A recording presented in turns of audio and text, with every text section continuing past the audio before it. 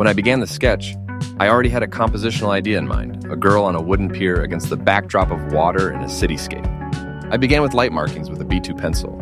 First, I outlined the figure's vertical axis to maintain a stable pose. Then I drew an oval for the head and outlined the shoulder line.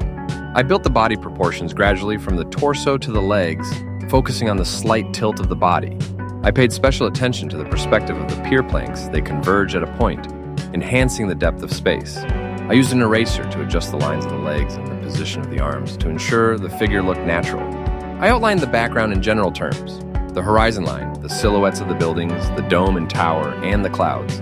At this stage, it was important not to overload the figure with details, but to maintain a clean construction. The sketch turned out to be clear yet lightweight, allowing the acrylic to flow freely over the graphite. Once the sketch was complete, I moved on to color. I worked with acrylic paints, using 3 brushes: a large one, slightly larger than medium, for the background, a medium one for the clothing and large shapes, and a thin one for contours and details. I started with the background because it sets the tone for the entire work. Using a large brush, I applied blue and turquoise shades to the water, leaving subtle color transitions. The water is not uniform. I added darker blue lines to convey movement. I made the sky bright and saturated with contrasting white clouds. I decided to paint the city on the horizon in red tones. This creates a strong color contrast with the cold water. I slightly stylized the silhouettes of the buildings without straying into realism. Once the background had dried, I moved on to the clothing. I chose a bright green jacket. This color makes the character the center of the composition. Using a medium brush, I carefully filled in the shape, then added darker green strokes for the folds. The black skirt became a contrasting mass that balances the bright top. I highlighted the bag with a warm orange, a small but expressive accent. I painted the hair with a medium brush, using yellow, orange, and a touch of red. I wanted it to glow and contrast with the red buildings in the background. I emphasized the strands with a black outline, which enhanced the graphic quality. I made the face light, almost white, to make it stand out against the rich colors. I carefully outlined the lips, glasses, and jawline with a thin brush.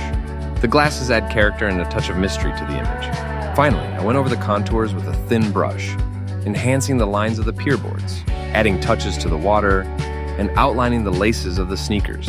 It is the black outline that unites the entire painting and gives it an illustrative quality. Critical evaluation of the work. What happened? Very strong color contrast: red city blue, water, green jacket. The character's silhouette is clearly visible. The work appears cohesive thanks to the black outline. There's a sense of mood, a bright day, lightness, a walk by the water. What could be improved? The proportions of the legs could be made more anatomical. Currently, they're a bit elongated. The perspective of the pier could be more accurate. The vanishing lines could be strengthened. Add subtle shadows under the figure to ground it in space. The water could be varied with gradients and reflections of the figure. The face could use a little more chiaroscuro for volume. The painting balances between naive art, expressionism, illustrative graphics, and elements of pop art.